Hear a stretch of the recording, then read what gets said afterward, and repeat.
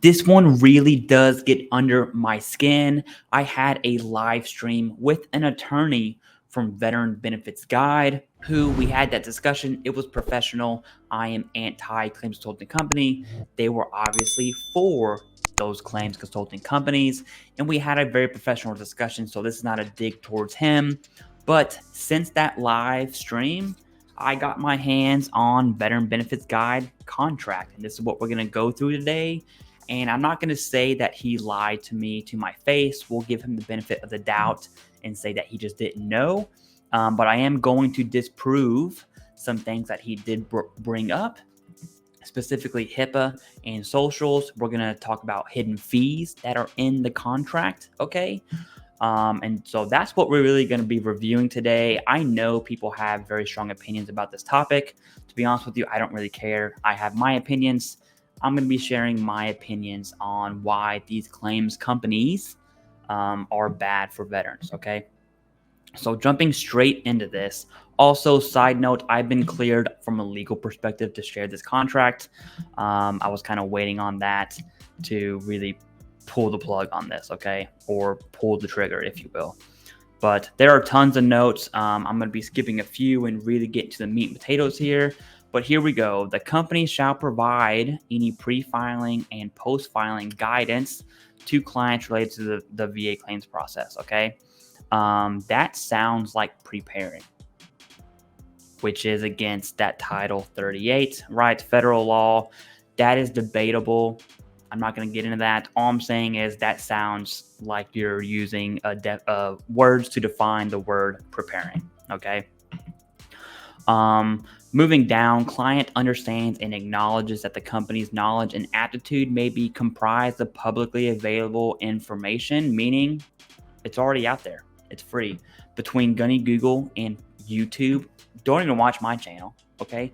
Watch whoever channel you want. Don't pay for anything, especially claim knowledge, all right? If you want to support a creator, that's fine, right? A content creator, content. If you're paying for VA claims, you're being duped because it's publicly available. You can just Google it.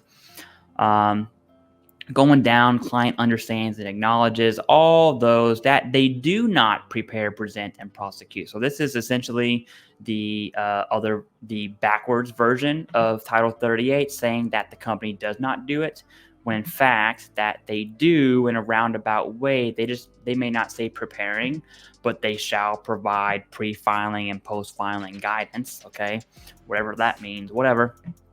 And then talked about payment for the services, which is the fee within 30 days of your receipt. This includes, but not limited to, we'll talk about that, that favorable decision on the updates VA portal verification by the company through its own efforts. By the company through its own efforts, meaning they are logging on to your profile, your va.gov profile, and getting that benefit information,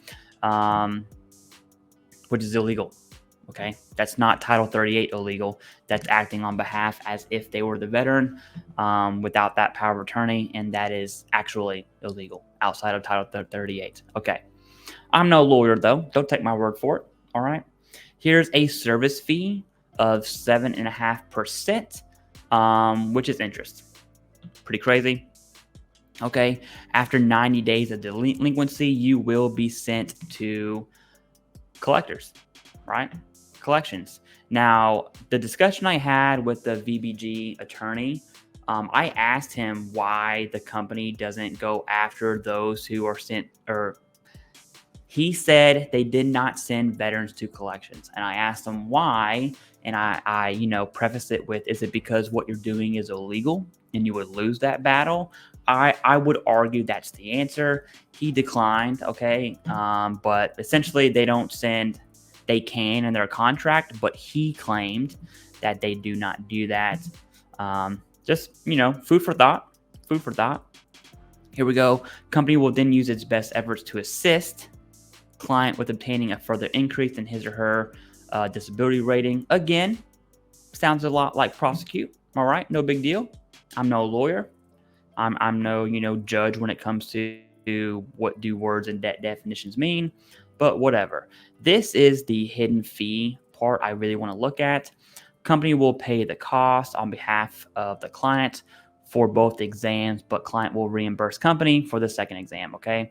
There's a VA OIG report from January of this year, 2024, that gets at this exact statement here. So more to follow. I'm very, very interested to see the recommended actions from that OIG report, which we're not going to get into it here. But hey, these are free with CMP. It's essentially you're paying for a CMP exam. Now, when it comes to independent medical opinions, there is a time and place that I can get on board with. In my opinion, I would only consider that route if you've been denied and you have the evidence, okay? Now, here are the hidden fees. If you reach 100%, you get charged more, okay? Company will be due and client agrees to pay to an additional fee to being 100%, all right? Now, who the heck, what veteran when signing this is reading a 10-page contract? Riddle me that, okay? The answer is probably less than 1%. And then look at this, additional fee for military retirees below 50%. All right, additional fees for those below 50. It's because of that concurrent pay. So they're taking advantage of CRDP, that concurrent pay, meaning getting retirement and VA disability if you're 50 and up. They're taking advantage of that. It's a clear taken advantage of. No work. There isn't any extra work from 90 to 100, right? If this company works for you and you get not 90, it's the same amount of work that they would have done. And I'm saying work I'm really giving them the benefit of the doubt because it's honestly nothing, but whatever, right? They're charging more money for the same amount of quote unquote work. They're charging more money for military retirees for no reason. There's not a there's not a measurement of work that is increased because of 100% or because you're a retiree at all whatsoever. Now, this is one of the two that I wanted to hit on because when it comes to HIPAA, and that's really what I want to show here. Let me just search HIPAA real quick, and we can just go to this. Here we are. Bada bing, bada boom. When I had the discussion with, his name is Michael Licari, about HIPAA regulations, that was his justification for charging so much. Okay, that was his main justification, was servers, securing all that. But furthermore, the company is not subject to HIPAA regulations, meaning if you send them your medical records, there's no protection on that. Okay, all the information within your service treatment records, your VA medical records, your private medical records, there are zero protections. The company is not liable. Okay, that's bad news bears. That is bad news bears. Okay, bad news bears. Let's keep on scrolling down because it only gets more. There's a class action waiver, which is absolutely bananas. Confidentiality, again, talking about HIPAA release, pretty wild. And there was one more thing. I must have missed it, but what I want to do is let's look at social. Here it is. This is my main argument to that live stream I had in these companies is everyone tells me that they don't use your social security number to log on to va.gov or look up your information. But I want to show you here in black and white. I even highlighted it for you.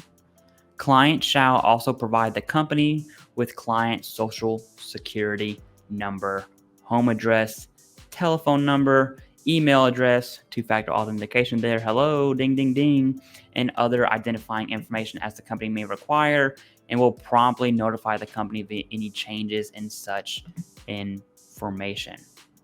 That is wrong. It's wrong. That's objectively wrong. Okay? If you can come up with a good argument as to why you would give a company working autonomously that does not fall under HIPAA regulations or any regulations for that matter, any regulations, I'm all ears for it. And if you can't, then you can just complain in the comment section. That's fine. Drink that Kool-Aid. Chief Executive Officer, yep, yada yada yada. Veteran Benefits Guy, Joshua Smith, boo this guy. Okay, the hidden fees, the social security number, and the HIPAA regulations are really what gets under my skin about this VBG contract. Okay, but hey, do with it what you will.